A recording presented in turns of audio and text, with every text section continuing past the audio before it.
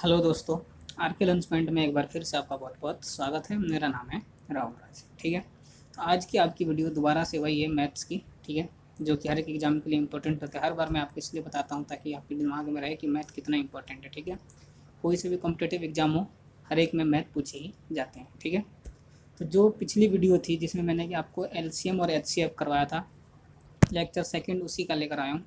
इसमें मैं आपको बताऊंगा डिवीजन मेथड। ठीक है, और भी बहुत सारे मेथड बताऊंगा जो कि आगे चल के आपके लिए बहुत ही हेल्पफुल होने वाले हैं। तो जो पिछली वीडियो में मैंने करवाया था, मैं आशा करता हूँ वो आपको समझ में आ गया होगा, और अभी तक आपने एक बार और रिवीजन नहीं किया तो कर लीजिएगा, कोई बात नहीं।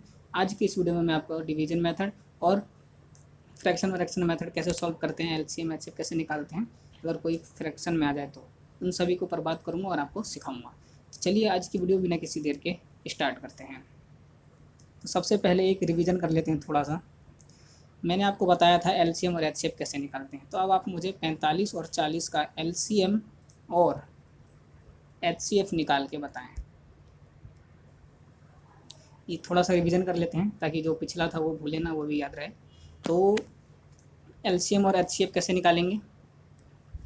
45 और 40 के सबसे पहले 5 से काट देंगे, ये आ गया।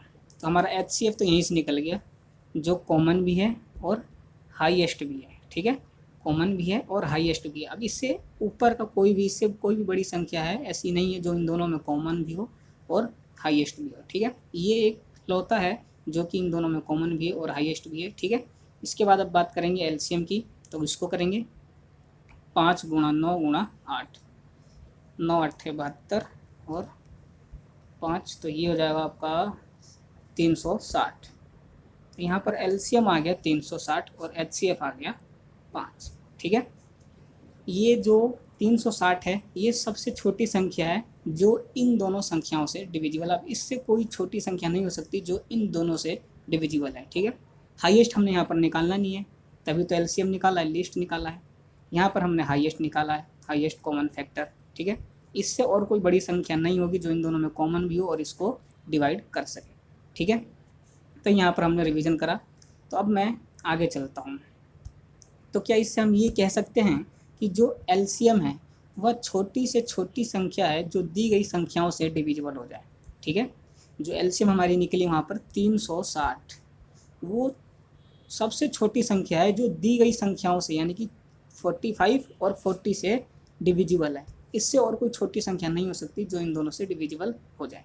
ठीक, एचसीएफ की बात करें तो वह बड़ी से बड़ी संख्या है जिससे दी गई संख्याओं से डिविजिबल हो जाए। ठीक है, मतलब जो एचसीएफ यानी कि जो 5 आया हमारा, वो ऐसी बड़ी से बड़ी संख्या है जो कि दी गई संख्याओं को डिवाइड कर दे, डिविजिबल हो जाए। ठीक है, इससे और कोई बड़ी संख्या नहीं होगी जो इन दोनों में कॉमन हो और इन दोनों से डिविजिबल भी हो। ठीक है, तो क्या हम ये कह सकते हैं कि एलसीएम जो होती है वो छोटी से छोटी संख्या होती है जो दी गई संख्याओं से डिविजिबल हो जाए, और एचसीएफ वह होती है जो बड़ी से बड़ी संख्या होती है जो दी गई संख्याओं को डिवाइड कर दे, डिविजिबल हो जाए। तो यहाँ से हमारा एक फॉर्मूला जनरेट होता है। कौन सा फॉर्मूला जनरेट होता है? पहली संख्या इंटू दूसरी संख्या is equal to LCM into HCF के बराबर होती है क्या?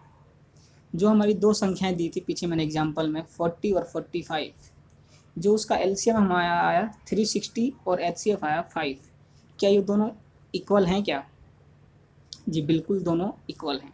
तो यहाँ से हमारा एक ये फॉर्मूला क्रिएट होता है, और ये फॉर्मूला बहुत इंपॉर्टेंट है, इसे नोट जरूर कर लेना। अब आगे बात करते हैं कि जो एचसीएफ होती है वो नंबर्स की आत्मा है। मतलब कि अगर कोई भी नंबर है, कोई सी भी नंबर हो, जैसे 45 है, 40 है, तो क्या जो एचसीएफ है वो इनके अंदर ही है? 5 है जो, वो 5 45 में है? बिल्कुल है। 40 में है? बिल्कुल है। तो क्या हम ये कह सकते हैं कि जो हमारी एचसीएफ है वो दी गई नंबर्स के अंदर ही होती है, उनकी आत्मा होती है? जी हाँ, बिल्कुल कह सकते हैं। ठीक है, तो एक एग्जांपल देता हूँ मैं, उसको सॉल्व करके आप दिखा सकते हैं मुझे।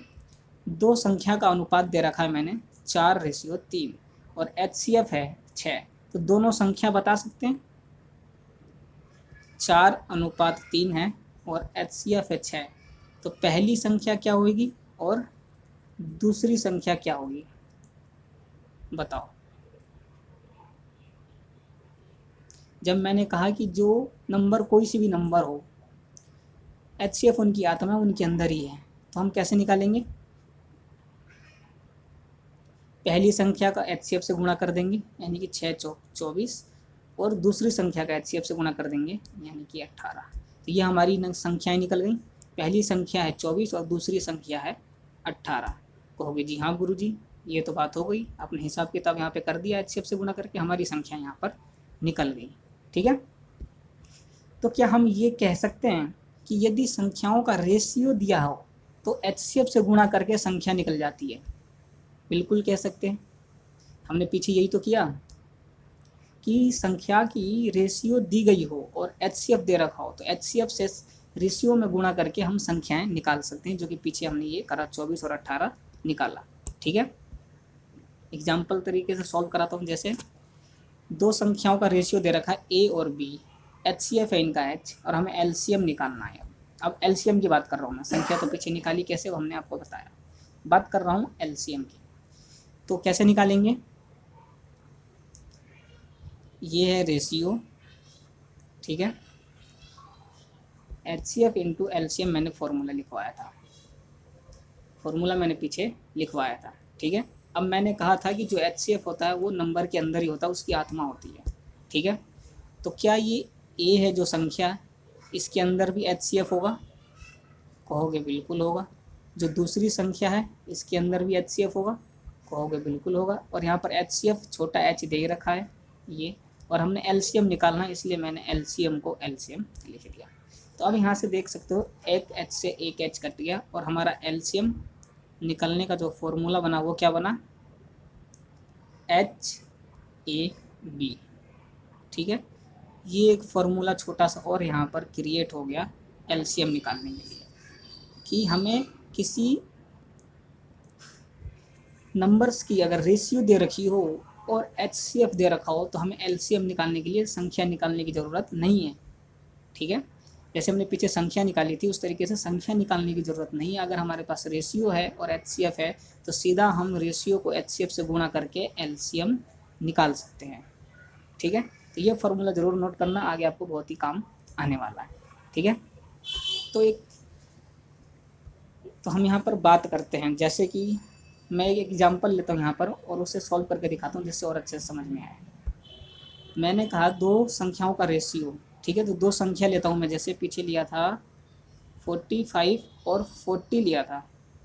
ठीक है, तो इनका रेशियो क्या हो जाएगा? ये हो जाएगा 9 और 8 इनकी रेशियो आ गई। ठीक है, और इनका HCF आया था हमारा 5, HCF 5 आया था। तो अब हमें LCM निकालना है। LCM कैसे निकालेंगे? तो मैंने क्या कहा, अगर हमें संख्याओं का रेशियो दे रखा हो और HCF दे रखा हो तो LCM निकालने के लिए हमें संख्याएं निकालने की ज़रूरत नहीं है। कैसे निकालेंगे फिर? रेशियो को HCF से गुणा कर देंगे। 9 8 72 और 72 को 5 से करेंगे, क्या आएगा? 360। तो आप देख सकते हैं यहाँ पर मेरे पास संख्याएं नहीं हैं लेकिन संख्याओं का रेशियो है, संख्याओं का रेशियो है और HCF है, उससे मैंने यहाँ पर LCM निकाल लिया। आपने पीछे गौर किया होगा तो उसका आपका यहाँ पर जो LCM आता है वो 360 ही आया था। ठीक है, लेकिन यहाँ पर संख्याएं थी और यहाँ पर खाली हमें रेशियो दी हुई है। ठीक है, तो यहाँ से बात कंफर्म होती है कि अगर हमारे को संख्याएं ना दी हो, संख्याओं की रेशियो दी हुई हो और HCF दिया हुआ हो तो हम उससे LCM निकाल सकते हैं। ठीक है, तो अब आगे चलते हैं। यहाँ पर LCM H into A into B जो बोला मैंने, जो फॉर्मूला लिखवा है, तो यहाँ पर A और B का मतलब क्या है? संख्याओं का रेशियो से मतलब है इसका। ठीक है, जो यहाँ पर A और B है इसका मतलब संख्याओं का रेशियो है। तो इससे भी एक फॉर्मूला बन सकता है अगर बैलेंस करें दोनों को, A into B equal to L upon में H, A into B LCM upon HCF। ठीक है, इस फॉर्मूले से हम संख्याएं भी निकाल सकते हैं, उनके पेयर्स भी निकाल सकते हैं। ठीक है, लेकिन क्या इनकी क्वालिटी क्या है, टर्म्स एंड कंडीशंस क्या है कि जो रेशियो आएगी वो हमेशा को प्राइम होनी है। जो भी रेशियो होगी वो हमेशा को प्राइम होगी, और को प्राइम वो होते हैं जिनका HCF 1 हो, जिनका HCF 1 हो वही नंबर्स को प्राइम होते हैं। और जो पेयर बनेंगे वो रिपीट नहीं होने चाहिए। ठीक है, जो भी पेयर्स बनेंगे वो रिपीट नहीं होंगे। ठीक है, बात यहाँ तक समझ में आ गई होगी, मैं आशा करता हूँ। तो एक लेते हैं एग्जाम्पल और इसे सॉल्व करते हैं। जैसे यहाँ पर दो नंबर्स का एलसीएम दे रखा है यहाँ पे 240 और एचसीएफ दे रखा है 30। ठीक है, तो यहाँ पर हमें पेयर्स निकालने हैं, संख्याएं भी निकाल सकते हैं, कोई दिक्कत नहीं है, लेकिन यहाँ पर संख्याएं निकालने के लिए उससे पहले हमें पेयर निकालना पड़ेगा। ठीक है, उसके बाद संख्याएं हम निकालेंगे जब हम रेशियो निकाल लेंगे। बात करते हैं रेशियो की। यहाँ पर सबसे पहले हमें रेशियो निकालना है, उसके बाद जब रेशियो निकल जाएगी तो फिर हम आराम से एलसीएम निकाल सकते हैं। ठीक है, जैसे यहाँ पर दो संख्याओं का खाली एलसीएम और एचसीएफ दे रखा है। पीछे क्या थे, दो संख्याएं दे रखी थी, उसमें एलसीएम एचसीएफ निकालना था, उसके बाद दो संख्याओं का वहाँ पर रेशियो दे रखा था, फिर हमें एलसीएम निकालना था। लेकिन यहाँ पर क्या है कि खाली एलसीएम और एचसीएफ दे रखा है, ना संख्याएं दी हैं ना ही संख्याओं का रेशियो दिया है। ठीक है, तो हम कैसे निकालेंगे, तो सबसे पहले हम रेशियो निकालेंगे। ठीक है, रेशियो निकालेंगे, और रेशियो निकालने के लिए जो फॉर्मूला मैंने ये ऊपर लिखा है इसे नोट जरूर कर लेना। तो यही फॉर्मूला लगेगा यहाँ पर, ए इंटू बी और एलसीएम अपॉन एचसीएफ। ठीक है, ए इंटू बी तो हमें निकालना ही है, ए इंटू बी मतलब कि हमें संख्याएं निकालनी है। एलसीएम कितना है, एलसीएम है हमारा 240 और एचसीएफ है हमारा 30। तो इसको काटेंगे तो 8 आ जाएगा आंसर। ठीक है, मतलब कि A into B is equal to 8। यहाँ तक बात समझ में आ गई होगी कि हमारा जो ए है और इंटू बी है ये 8 आ गया। ठीक है, अब हम इसके पेयर बनाएंगे, ऐसे पेयर बनाएंगे जिनके इंटू करने पर 8 आ जाए, और वो रेशियो जो होगा वो को प्राइम भी होनी चाहिए, ये यहाँ पर ध्यान रखना। तो कौन कौन से पेयर बनेंगे मैं यहाँ बताता हूँ।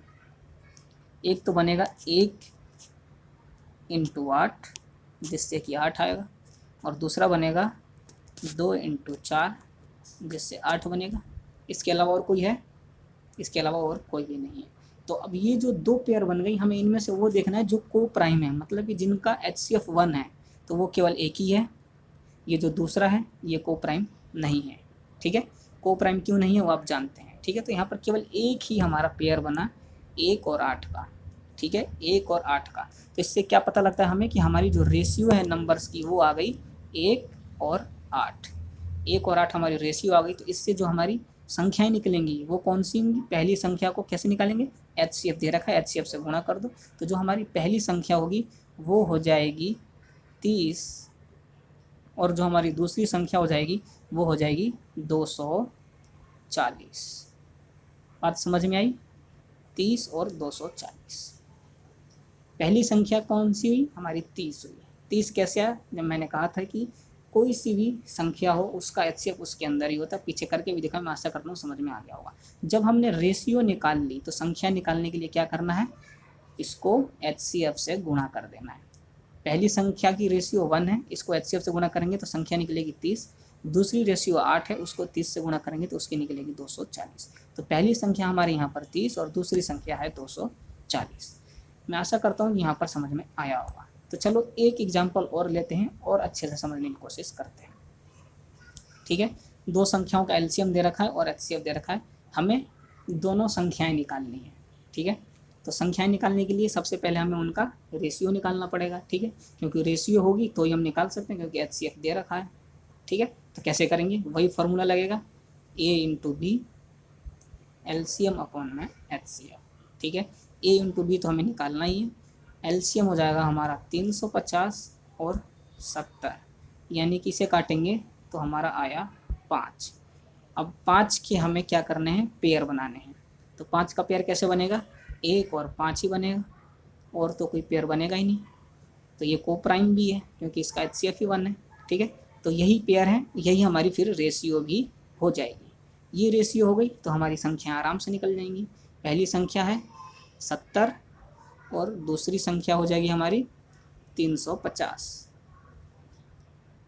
70 और 350 कैसे आई, एचसीएफ से गुणा करने पे जो रेशियो आई उसको एचसीएफ से गुणा कर दो, हमारी निकल जाएंगी संख्याएं।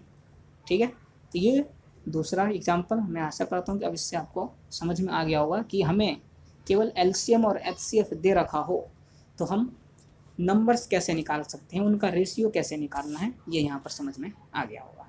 ठीक है, अब हम आगे चलते हैं और एक क्वेश्चन और है उसे सॉल्व करने की कोशिश करो और देखो क्या इसका आंसर निकाल पाते हो या नहीं निकाल पाते। एलसीएम दिया हुआ है 30, एचसीएफ है 2। यहाँ पर केवल पॉसिबल पेयर्स निकालने हैं, संख्याएं नहीं निकालनी। ठीक है, तो पॉसिबल पेयर्स ये तो और आसान हो गया, संख्या निकालनी नहीं, खाली पेयर्स निकालने। वही फॉर्मूला लगेगा ए इंटू बी और LCM upon HCF. LCM upon HCF क्या हो जाएगा हमारा, ए इंटू बी इक्वल टू आ जाएगा 15। 15 के अब बनाओ यहाँ पे कितने बनेंगे, 15 के बताओ कितने बनेंगे पेयर। एक बन जाएगा हमारा 1 और 15, ठीक है, और दूसरा 3 और 5, 2 पेयर बन गए। इनके अलावा और कोई पेयर बनेगा, बनेगा बिल्कुल 5 और 3 बन सकता है और 15 और 1 बन सकता है। लेकिन वो क्यों नहीं बनेंगे, क्योंकि मैंने शुरू में जब टर्म्स एंड कंडीशन बताई थी तो उसमें बताया था कि कोई भी पेयर इसमें रिपीट नहीं होंगे। अगर हम यहाँ पर 15 और 1 का पेयर बना दें और 5 और 3 का पेयर बना दें तो ये दोनों तो रिपीट हो गए, है ना। इसलिए हम इसको नहीं लेंगे, इसको इरेज कर देंगे, डिलीट कर देंगे, क्योंकि यहाँ पर पेयर्स रिपीट नहीं होने चाहिए। तो यहाँ पर केवल यही 2 पेयर हमारे बनेंगे। ठीक है, तो यहाँ पर नंबर्स ऑफ पेयर्स पूछें तो इसका आंसर क्या हो जाएगा 2। यहाँ पर हमारे केवल 2 पेयर बनेंगे। ठीक है, अगर इन पेयर्स से संख्या निकालने को बोला होता तो कैसे निकालते। एचसीएफ दे रखा है 2, तो जो पहले पेयर से हमारा निकलता संख्या निकलती वो हो जाती 2 और 30, और जो दूसरे पेयर से संख्याएं निकलती वो हो जाती हमारी 6 और 10। ठीक है, बात समझ में आई कैसे पेयर्स निकालते हैं और कैसे संख्याएं निकालते हैं। चलिए अब आगे चलते हैं। एक प्रश्न और सॉल्व करके दिखाओ। मैं चाहता हूँ कि एक प्रश्न और सॉल्व करो जिससे कि तुम्हें बिल्कुल अच्छे से समझ में आ जाए। सम दे रखा है यहाँ पर अब, ठीक है, 2 संख्याओं का सम और एचसीएफ दे रखा है। 2 संख्याओं का सम दे रखा है, यानी कि a प्लस बी दे रखा है 50 और एचसीएफ दे रखा है 5। तो क्या करेंगे, मैंने क्या कहा था, हर एक संख्या में ही एचसीएफ होता है। तो यहाँ पर a के साथ h आ जाएगा, इसके साथ, और b के साथ भी एचसीएफ है। ठीक है, और इनका सम दे रखा है 50, और ये एचसीएफ है जो दोनों में कॉमन है। दोनों में एचसीएफ कॉमन ही तो है ना। दोनों में से कॉमन ले लेंगे तो यहाँ पर खाली क्या हो जाएगा 5a प्लस बी। सम दे रखा है ना ये, तो प्लस बी और 50 दे ही रखा है। ठीक है, 5 से इसे काट दो तो ये आ जाएगा तुम्हारा 10। a प्लस बी आ गया तुम्हारा 10। तो अब इसके पेयर आसानी से बना सकते हो। ठीक है, मैं एक बार और अच्छे से करके दिखा देता हूँ। मैंने कहा था कि कोई सी भी संख्याएं हो उनका एचसीएफ उनके अंदर ही होता है। ठीक है, तो 2 संख्याएं हैं a और b है, तो इनका एचसीएफ भी इनके साथ ही होगा। ठीक है, और 50 ये दिया हुआ है। एचसीएफ इन दोनों में से कॉमन आ गया और एचसीएफ हमारा 5 है, दोनों को कॉमन लेके हमने काट दिया, ये आ गया आपका 10। a plus B is equal to 10 आ गया। अब इसके हम पेयर बना सकते हैं। कौन कौन से पेयर बनेंगे, 1 और 9 का, 2 8 का, 3 और 7 का, और इधर बना देता हूँ 4 और 6 का पेयर बनेगा, और 5 और 5 का पेयर बनेगा। ठीक है, ये सारे पेयर्स बन गए। अब इनमें से ये देखना है कि को प्राइम पेयर्स कौन कौन से हैं। को प्राइम पेयर्स कौन कौन से जिनका एचसीएफ 1 हो। ठीक है, तो क्या पहला है, हाँ पहला है। और कौन सा है, और ये है, और इनमें से कोई सा भी को प्राइम नहीं है। ठीक है, तो यहाँ पर जो पॉसिबल पेयर होंगे वो आंसर होगा 2। केवल यहाँ पर 2 ही हमारे पेयर्स बन रहे हैं जो को प्राइम हैं, तो इसका आंसर भी आपका 2 ही होगा। ठीक है, तो अब आगे चलते हैं। लास्ट प्रश्न है, उसके बाद फिर हम आगे बढ़ेंगे। ठीक है, फिर मैं आगे आपको डिवीजन मेथड बताऊंगा कैसे करते हैं। तो इसका सॉल्व करके मेरे को दिखा दो कि इसे सॉल्व कैसे करेंगे। फॉर्मूला सेम वही वाला लगेगा। एचसीएफ दे रखा है तो एचसीएफ दोनों में होता ही है। a प्लस बी दे रखा है 143 दे रखा है, तो 11 से इसको काटेंगे हम। तो 11 से कितने में कटेगा, ये कटेगा आपका 13 बारी में। ठीक है, तो a plus B equal to 13 आ गया। तो अब हम इनके पेयर्स बनाएंगे। पेयर्स कौन कौन से बनेंगे, 1 और 12 का बनेगा। ठीक है, 2 और 11 का बनेगा, 3 और 10 का बनेगा, 4 और 9 का बनेगा। ठीक है, 5 और 8 का बनेगा, 6 और 7 का बनेगा। इसके आगे भी और कुछ बनेगा, बनेगा तो जरूर, लेकिन वो सारे रिपीट हो जाएंगे, कोई फ़ायदा नहीं है। ठीक है, तो केवल इतने ही पेयर्स बनेंगे जो कि हमारे रिपीटेड नहीं हैं, और ये सारे के सारे क्या है, को प्राइम पेयर्स हैं। देख सकते हो इन सब का HCF जो आएगा वो एक ही आएगा। तो ये है कुछ काम के पेयर्स। ठीक है, ये सारे ही को प्राइम पेयर्स हैं। तो जो इसके पॉसिबल पेयर्स हैं वो कितने हो जाएंगे, 1 2 3 4 5 और 6। तो जो इसके पॉसिबल पेयर हैं वो हैं हमारे 6। ठीक है, तो मैं आशा करता हूँ कि अब आपको समझ में आ गया होगा कि हम पेयर्स कैसे निकाल सकते हैं। ठीक है, रेशियो निकाल कर संख्या कैसे निकाल सकते हैं। तो चलिए अब आगे चलते हैं। अब मैं बता देता हूँ कि डिवीजन मेथड कैसे करते हैं और इसको क्यों करते हैं। ठीक है, पेपर में कभी नहीं देखा होगा कि कहीं डिवीजन मेथड से पूछा गया हो प्रश्न। ये डिवीजन मेथड है जो ज़्यादातर क्लास 10th के बच्चों के पेपर में आते हैं कि ये नंबर दे रखे हैं, इनका HCF निकाले बाय डिवीजन मेथड। ठीक है, तो मैं आपको तरीका बताऊंगा कि इसको कैसे सॉल्व करते हैं और क्यों सॉल्व करते हैं, क्यों डिवीजन मेथड में सिखा रहा हूँ वो भी आगे बताऊंगा क्या कारण है। ठीक है, तो ये एक प्रश्न है 42 और 70, इसका HCF निकालना है बाय डिवीजन मेथड से। तो कैसे निकालेंगे।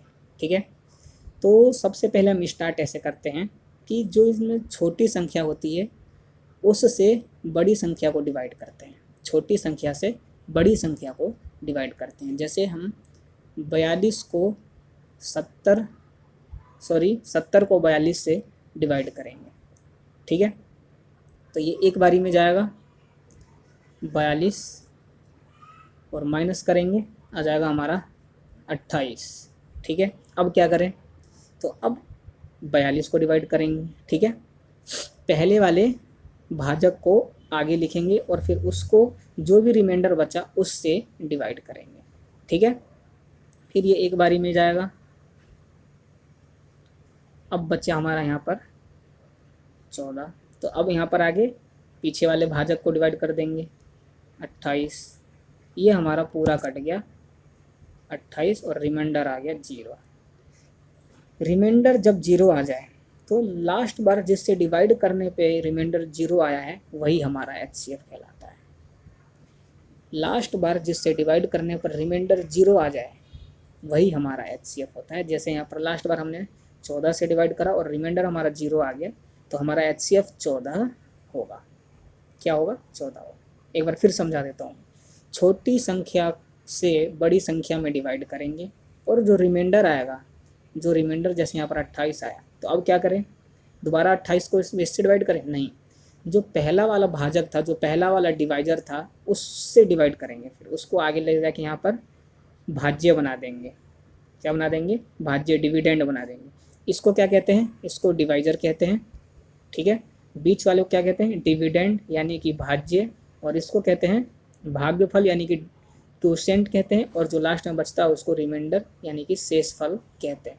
ठीक है, तो जो पहले वाला जो डिवाइजर होगा वो आगे चल के डिविडेंड यानी कि भाज्य बन जाएगा। जो जिससे पहले हम भाग दे रहे थे आगे चल के उसमें हम भाग देंगे, किससे, उससे पहले वाले रिमाइंडर से। ठीक है, यहाँ पर ये रिमाइंडर आया और इससे पहले जो भाज्य था, भाजक था सॉरी, डिवाइडर, वो यहाँ पर आके आपका भाज्य डिविडेंड बन जाएगा। इस तरीके से हम इसको सॉल्व करते हैं। तो आओ आगे एक एग्जाम्पल और लेते हैं और अच्छे से समझाने की कोशिश करता हूँ। अब यहाँ पर 3 संख्याएं आ गई। 2 संख्याओं तक तो सीमित थी, बात समझ में आई थी। अब 3 संख्याएं आ गई तो उनको कैसे करेंगे। मैंने कहा इसमें भी वही करेंगे, पहले 2 संख्याओं को सॉल्व करेंगे, उसके बाद जो लास्ट में आएगा उससे फिर तीसरे में कर देंगे। 192 और 192, 144 और 192। ठीक है, जो यहाँ पर क्वेश्चन जो लिखा है मैंने थोड़ा सा मिसप्रिंट हो गया, लेकिन कोई बात नहीं। ये हमारा यहाँ पर 180 है एक। ठीक है, इसकी जगह 180 लिख लो। 144, 180 और 192, इसका HCF निकालना है। ठीक है, तो छोटे वाले से बड़े वाले में सबसे पहले भाग देंगे। ठीक है, तो ये एक बारी में ही जाएगा 144। ठीक है, एक बारी में जाएगा तो रिमाइंडर कितना आएगा, इसका रिमाइंडर आ जाएगा इसका 36। अब क्या करेंगे, अब जो पहले वाला डिवाइजर था उसको लाके यहाँ पर डिविडेंड बना देंगे, मतलब कि भाज्य बना देंगे। 144 यहाँ लिख देंगे। अब इसको डिवाइड करेंगे किससे, रिमाइंडर से। रिमाइंडर 36 आया था, 36 से इसको डिवाइड कर देंगे और ये 36 से 4 बारी में पूरा कट गया रिमाइंडर आ गया 0। अब जिससे लास्ट बार डिवाइड करा था उसी से अगला यानी कि 192 बच गया था ना, अब इसमें इससे भाग करेंगे। 36 से 192 में भाग करेंगे। कितनी बारी में जाएगा ये? 6 चौक 24, 6 35, 5 से जाएगा ये, ठीक है, आ जाएगा 180। अब जो रिमाइंडर आया 12, इसको किससे करेंगे? पहले वाले डिवाइजर से, यानी कि 36 में, और आंसर आ गया 12 तिया 36, रिमाइंडर आ गया 0। तो रिमाइंडर 0 आ जाए तो क्या होगा? HCF हमारा निकल जाएगा, और HCF वो होगा जिससे हमने लास्ट टाइम डिवाइड किया था। तो इसका HCF जो हमारा निकल के आएगा वो क्या है? 12 है। इसका HCF क्या आया हमारा? 12 आ गया। ठीक है, इस बात समझ में आई होगी, मैं आशा करता हूँ। ठीक है, एक प्रश्न और देता हूँ मैं आपको, उसे सॉल्व करके दिखाओ। ये प्रश्न डबल डबल प्रिंट हो गया है, लेकिन कोई बात नहीं, इसकी जगह ये प्रश्न लिखो 16 और दूसरा 24 ले लो और तीसरा ले लो 36। इन तीनों का HCF निकाल के दिखाओ बाय डिवीजन मेथड से। ठीक है, करो सॉल्व, मैं भी करता हूँ साथ साथ। चलो, पहले वाले से दूसरे वाले को भाग करेंगे, मतलब कि छोटे वाले से बड़े वाले में भाग देंगे सबसे पहले। ठीक है, तो ये एक बारी में ही जाएगा, और आगे हमारा 8 आ गया। अब इससे क्या करेंगे? पहले वाले भाजक को लाके इसमें करेंगे, और ये आ गया हमारा 16 और रिमाइंडर 0 आ गया। तो ये अब तक तो 2 सॉल्व हुए हैं, खाली एक तीसरा रह गया 36। तो अब 36 को जो लास्ट बार जिससे डिवाइड करा था यानी कि 8, 36 में 8 का डिवाइड देंगे, कितना आएगा? 8 चौक 32, ये आ गया हमारा 4, और 8 कट जाएगा, 0 आ जाएगा रिमाइंडर, और इसका शेष फल 2 बारी में ये कट जाएगा। तो लास्ट बारी जो हमने जिससे भाग दिया है वही हमारा क्या होता है? HCF होता है। तो 4 यहाँ पर हमारा क्या हो जाएगा? 4 हमारा यहाँ पर HCF हो जाएगा। ठीक है, अब ये क्यों करवाया सॉल्व? कॉम्पिटिटिव एग्जाम में क्या ये पेपर में पूछा जाएगा? इस तरीके से पूछा जाएगा? मैं कहूँगा बिल्कुल नहीं, इस तरीके से तो नहीं पूछा जाएगा। कहोगे फिर किस तरीके से पूछा जाएगा?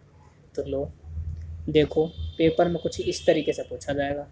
क्वेश्चन पूछा जाएगा आपसे कि डिवीजन मेथड के हिसाब से HCF निकालते वक्त ऊपर से नीचे भागफल का ऑर्डर 3 1 3 है, लास्ट डिवाइजर 6 है, तो दोनों नंबर्स कौन सी होंगे? आ गया प्रश्न। अब बताओ, डिवीजन मेथड सीखना ज़रूरी था या नहीं था?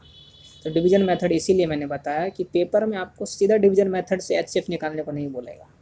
कुछ इस तरीके से प्रश्न यहाँ पर आपको पूछा जाएगा, और फिर आपको दोनों संख्याएं बतानी है। तो बताओ कैसे बताओगे? उसके लिए आपको क्या आनी चाहिए? डिवीजन मेथड आनी चाहिए, इसलिए मैंने पहले डिवीजन मेथड सिखाया। तो अब इसको सॉल्व कैसे करेंगे? तो सबसे पहली बात सुन लो कि इन प्रश्नों को नीचे की तरफ से सॉल्व करते हैं। ठीक है, इन प्रश्नों को नीचे से सॉल्व करना स्टार्ट करते हैं। जैसे मैंने कंटिन्यूड फ्रैक्शन में सिखाया था लंगड़ा भिन्न में, कि लंगड़ा भिन्न को हमेशा नीचे से सॉल्व करते हैं, उसी तरीके से इसे भी हम नीचे से सॉल्व करना स्टार्ट करेंगे। बोलोगे ऐसा क्यों?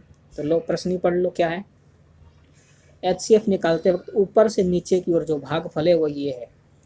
जब हम सॉल्व करते हैं तो जो हमारा भागफल आता है वो ऊपर से नीचे की ओर दे रखा है। ठीक है, और लास्ट डिवाइजर दे रखा है 6।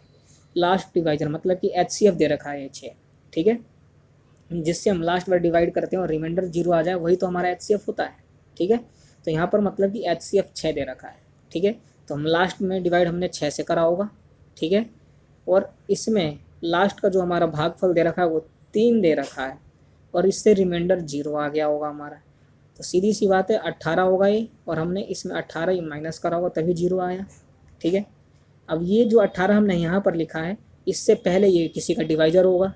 कहोगे वाह, बात तो सही कह रहे हो आप, मैंने पहले ऊपर करके दिखाया कि ये किसी का डिवाइजर होगा। और ये जो 6 बचा है, ये जो 6 है, ये रिमाइंडर आया होगा, बिल्कुल रिमाइंडर आया होगा। अब देख लेते हैं इसका भागफल कितना दे रखा है। तो इससे पहले वाला जो भागफल है वो है 1, 18 एकम 18, और रिमाइंडर आया था हमारा ये 6। तो बताओ ये डिविडेंड क्या होगा? भाजक क्या होगा? सॉरी, भाजक कह रहा हूँ, भाज्य क्या होगा? भाज्य 24 होगा क्या? कहोगे वाह भाई वाह, बिल्कुल 24 ही होगा। अब मैं कहता हूँ 24 यहाँ पर डिविडेंड है तो ऊपर ये किसी ना किसी का डिवाइजर होगा, बिल्कुल होगा। और इससे ऊपर वाला जो दे रखा है हमारा भागफल वो कितना है, 3 है, तो यहाँ पर 3 लिख दो। और ये जो 18 है ये पक्का रिमाइंडर बचा होगा, कहोगे बिल्कुल रिमाइंडर बचा होगा ये, ठीक है। तो 24 तिया 72 होता है, ठीक है। 72 आया होगा यहाँ पर तभी, और इसमें ये माइनस करा होगा तो 18 रिमाइंडर बचा होगा। तो इसको जोड़ दो तो क्या ये जो यहाँ पर भाज्य होगा वो 90 होगा, कहोगे बिल्कुल वही, वाह, ये तो पूरा हमने सॉल्व कर लिया, हो गया। अब पहली संख्या कौन सी होगी, पहली 24 होगी और दूसरी 90 होगी। यही तो होता है कि दो संख्या है तो छोटी वाली से बड़ी वाली में भाग दो, तो यही तो करा हमने, छोटी वाली से बड़ी वाली में भाग दी है। तो यहाँ पर हमारी निकल गई दोनों संख्याएं 24 और 90। तो इस तरीके से हम इन क्वेश्चनों को सॉल्व करते हैं, और इसलिए डिवीजन मेथड हमें सीख लेना बहुत ही आवश्यक है। कभी यूँ ना सोचे कि ऐसी क्यों फ्री फंड में करवा रहे हैं, टाइम वेस्ट करवा रहे हैं हमारा, ठीक है। लेकिन इससे आपके दिमाग में एक प्रश्न और उठेगा कि अगर पेपर में ये प्रश्न आते हैं तो क्या हम इतना टाइम वेस्ट करेंगे, इसमें इतनी लंबी प्रोसेस को फॉलो करेंगे, इसमें तो टाइम ही ज़्यादा वेस्ट हो जाएगा। मैं कहूँगा जी नहीं, बिल्कुल, उसके लिए ट्रिक है, आपको ट्रिक बताएंगे, हम उस ट्रिक का इस्तेमाल करेंगे, ठीक है। तो चलिए आगे चलते हैं और देखते हैं ट्रिक क्या है। एक प्रश्न और है, ये लो, डिवीजन मेथड से एचसीएफ निकालते वक्त ऊपर से नीचे की ओर भागफल का ऑर्डर 9, 8 और 5 है, लास्ट डिवाइजर 16 है, मतलब कि एचसीएफ है 16। दोनों संख्याओं का सम बताएं। तो क्या फिर से हम इतनी लंबी प्रोसेस को करेंगे, मैं कहता हूँ बिल्कुल नहीं। इतनी लंबी प्रोसेस को क्यों करेंगे हम, जो हमारा लास्ट डिवाइजर दे रखा है ये लो 16 है, और इसका जो भागफल है लास्ट वो 5 है, रिमाइंडर पक्का 0 आया होगा। ये क्या हुआ होगा, जो डिविडेंड है वो 80 हुआ होगा, ठीक है, और इसमें से माइनस भी हमने 80 करा होगा तभी रिमाइंडर 0 आएगा। तो यहाँ से जो हमारा ट्रिक बनता है वो क्या बनता है कि 16 into 5 plus remainder is equal to dividend. ये सुना है आपने कभी, पहले जब हम छोटे थे तो भाग देने के बाद जब रिमाइंडर 0 आ जाता था तो, और 0 नहीं आता तो चेक कैसे करते थे कि हमारा प्रश्न सही करा हमने नहीं करा, जिससे भाग दे रहे हैं वो और जो हमारा भागफल आया उसको गुणा करते थे, दोनों को गुणा करने के बाद जो रिमाइंडर आता वो जोड़ देते थे। इन तीनों करने के बाद अगर बीच वाला इनके बराबर आ जाए तो हम कहते थे जी हाँ बिल्कुल हमने डिवाइड सही करा है, ठीक है। तो वही प्रोसेस यहाँ पर फॉलो करेंगे, इतना लंबा चौड़ा करके हम अपना टाइम क्यों बर्बाद करें हैं। तो ये है डिवाइजर हमारा और ये है हमारा भागफल, क्वोशिएंट जिसे बोलते हैं, ठीक है, और ये है हमारा remainder. Divisor into quotient plus remainder is equal to dividend, यानी कि भाज्य, ठीक है। इस फॉर्मूले को नोट कर लो, मैं दोबारा से लिख देता हूँ,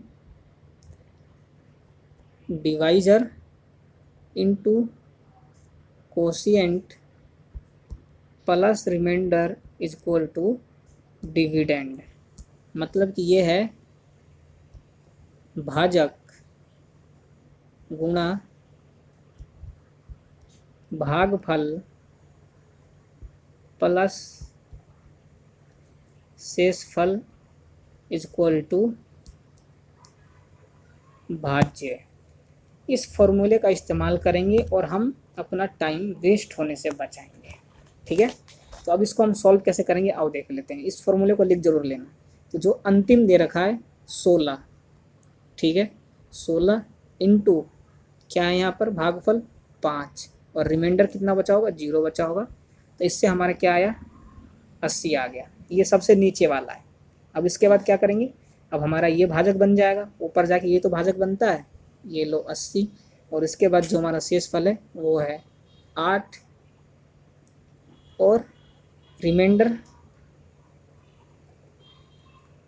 हमारा यहाँ पर कितना बचेगा, ये जो यहाँ पर 16 है ये रिमाइंडर ही तो होगा। एक बात बताओ, जो रिमाइंडर होता है उसी से तो हमने, जैसे ही हमने करा 16 रिमाइंडर बच गया, तो अब 16 से ही तो उसमें भाग देते हैं अगली वाली संख्या में, है ना। तो ये जो 16 होगा वो आपका यहाँ पर आके रिमाइंडर बन जाएगा।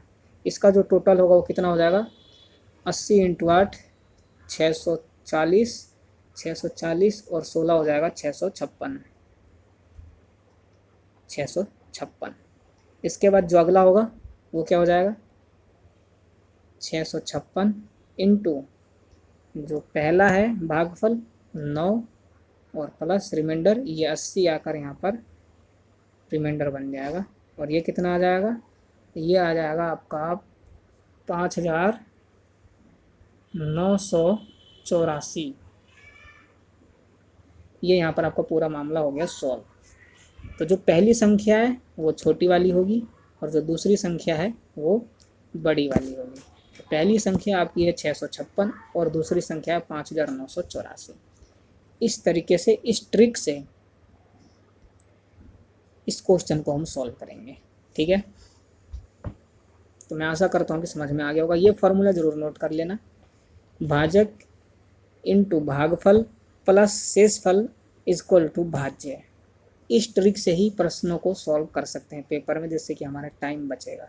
ठीक है, तो अब आगे चलते हैं और अब बात करूँगा मैं डेसिमल और फ्रैक्शन बेस्ड एलसीएम और एचसीएफ की। ठीक है, कि अगर कुछ जैसे ये एग्जांपल दे रखा है, डेसिमल में आ जाए तो उनका एलसीएम एचसीएफ कैसे निकालेंगे, और अगर फ्रैक्शन में आ जाए तो उनका एलसीएम और एचसीएफ कैसे निकालेंगे। तो फ्रैक्शन वाले के लिए मैंने फार्मूला यहाँ पर लिख दिया है। अगर फ्रैक्शन में कोई नंबर हो, जैसे यही है, इसी को मान लेते हैं ये फ्रैक्शन में है, इनका एलसीएम और एचसीएफ निकालना है तो कैसे निकालेंगे। इनका फार्मूला है LCM of numerator. LCM of numerator ऊपर वाले 8 और 4 का एलसीएम लिख दो, कितना हो जाएगा, 8 हो जाएगा। और अपॉन में एचसीएफ ऑफ डिनोमिनेटर। एचसीएफ क्या होगा इन दोनों का, ये होगा। ठीक है, और इनको सॉल्व करेंगे तो 0.8 आ जाएगा आपका यहाँ पर एलसीएम। ये है एलसीएम। अब बात करेंगे एचसीएफ की। एचसीएफ भी सेम होगा, बस क्या करना है, एचसीएफ में एचसीएफ ऑफ न्यूमरेटर, इन दोनों का एचसीएफ लिख देंगे। एचसीएफ क्या होगा इन दोनों का, 4 ही होगा। और एलसीएम ऑफ डिनोमिनेटर, एलसीएम 10 और 100 का कितना होगा, 100 ही होगा। तो इसका जो एचसीएफ आएगा निकल कर वो हो जाएगा 0.04। ठीक है, 0.04 इसका एचसीएफ आ गया। अगर फ्रैक्शन में हो तो इस फॉर्मूले को ज़रूर नोट कर लेना। इस फॉर्मूले का इस्तेमाल करके हम एलसीएम और एचसीएफ निकाल सकते हैं। ठीक है, अब बात कर लेते हैं कि डेसिमल में हो तो कैसे निकालें। अगर कोई भी पॉइंट में आ जाए संख्या तो उसको सबसे बेहतर तरीका यही है कि उसको फ्रैक्शन में चेंज करें और उसके बाद उसको फिर इस फ्रैक्शन वाले मेथड से क्या करें, सॉल्व करें और उनके एलसीएम और एचसीएफ आसानी से हम निकाल सकते हैं। ठीक है, जो तरीका मैंने अभी थोड़ी देर पहले ही बताया था, इनका एलसीएम और एचसीएफ भी निकाल कर मैंने आपको दिखाया था। ठीक है, तो इस तरीके से हम डेसिमल को और फ्रैक्शन को सॉल्व करके उनके एलसीएम और एचसीएफ निकालते हैं। तो मैं आशा करता हूँ कि एलसीएम और एचसीएफ कैसे निकालते हैं समझ में आ गया होगा। डिवीज़न मेथड का कैसे इस्तेमाल करते हैं, इसके ऊपर कैसे प्रश्न पूछे जाते हैं, कैसे सॉल्व करते हैं, इनको सब समझ में आ गया होगा। ठीक है, तो आज की वीडियो में बस इतना ही। इसके आगे के जो भी कॉन्सेप्ट्स हैं वो मैं आपको आगे चल के अगले लेक्चर में बताऊंगा। तब तक के लिए वीडियो को लाइक कर देना, अपने दोस्तों के साथ शेयर भी करना और कमेंट करके मुझे ज़रूर बताना कि क्या समस्या है, कोई जो अभी भी रह गई है, कोई क्वेश्चन हो, कुछ बताना चाहते हो तो कमेंट ज़रूर कर देना। और अभी तक चैनल को सब्सक्राइब नहीं किया तो सब्सक्राइब करके नोटिफिकेशन बेल को ऑल पर सेट कर लेना ताकि नोटिफिकेशन से मिस ना रहना पड़े। तो आज की वीडियो में बस इतना ही। बहुत जल्द अगली वीडियो में अगले लेक्चर के साथ मिलूँगा। तब तक अगर आपने इससे पहले के लेक्चर की वीडियो नहीं देखी है तो वो आपको यहाँ स्क्रीन में मिल जाएगी, यहाँ से देख सकते हैं। और इसके प्लेलिस्ट का लिंक भी यहाँ पर दे दिया गया, यहाँ से देख सकते हैं। तो चलिए आज की वीडियो में बस इतना ही। बहुत जल्द तीसरे लेक्चर के साथ मिलूँगा, तब तक के लिए गुड बाय।